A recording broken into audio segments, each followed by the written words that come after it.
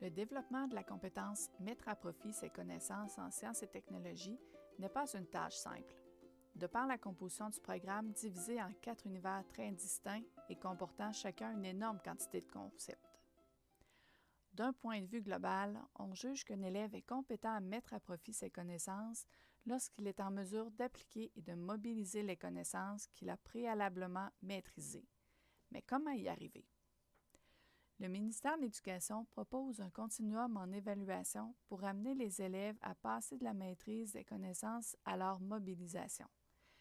L'échelle ici représente les 6 niveaux hiérarchiques de la taxonomie de Bloom.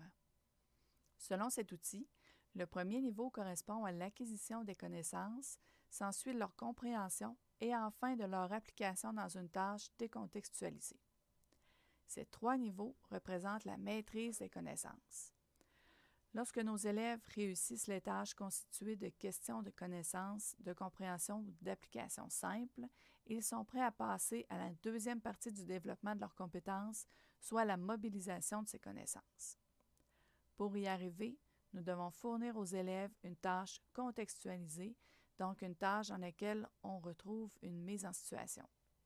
Il peut s'agir par exemple d'une résolution de problème, d'une question d'analyse ouverte ou d'une situation d'apprentissage et d'évaluation. Chaque niveau de la taxonomie de Bloom comporte des verbes d'action que l'on retrouve dans notre progression des apprentissages. Prenons l'exemple des fluides compressibles et incompressibles pour lesquels il y a 3 énoncés dans la progression des apprentissages avec un verbe d'action différent pour chacun. Dans le premier énoncé, distinguer un fluide compressible d'un fluide incompressible, le verbe d'action distinguer est en caractère gras, ce qui signifie qu'il se retrouve dans plusieurs niveaux, soit les niveaux 2 et 4.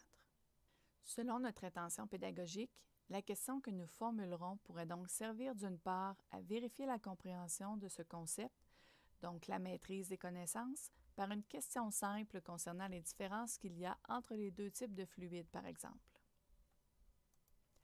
D'autre part, elle pourrait vérifier la mobilisation des connaissances à l'aide d'une situation contextualisée. On pourrait alors prendre en exemple un amortisseur hydraulique composé d'un cylindre avec 2 compartiments différents, le premier étant rempli d'huile et le deuxième avec de l'air, et questionner les élèves sur le fluide qui sera comprimé lors d'un choc en justifiant sa réponse. Le troisième verbe d'action, expliquer, se retrouve aussi dans plusieurs niveaux différents, soit les niveaux 2, 4 et 5. La distinction ici, c'est que le contexte est déjà précisé dans la progression des apprentissages, soit le corps humain. Dans ce cas, nous aurions donc à choisir entre les niveaux 4 et 5, puisqu'on est déjà dans une situation contextualisée. Notre deuxième verbe d'action n'est pas en gras.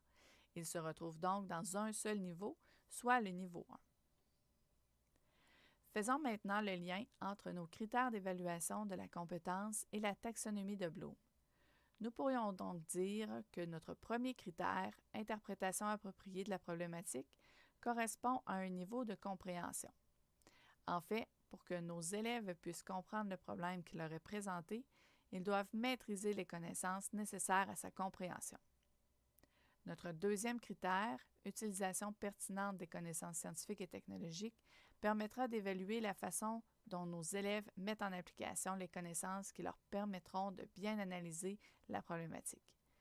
Finalement, le troisième critère, production adéquate d'explications ou de solutions, permettra d'évaluer selon le contexte et l'intention pédagogique de l'activité la capacité de l'élève à analyser et à évaluer sa démarche et sa production s'il y a lieu en justifiant ses choix.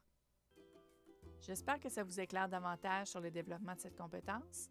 N'hésitez pas à communiquer avec moi si vous avez besoin d'accompagnement dans le choix, la validation ou la création d'une tâche que vous aimeriez utiliser pour évaluer vos compétences disciplinaires.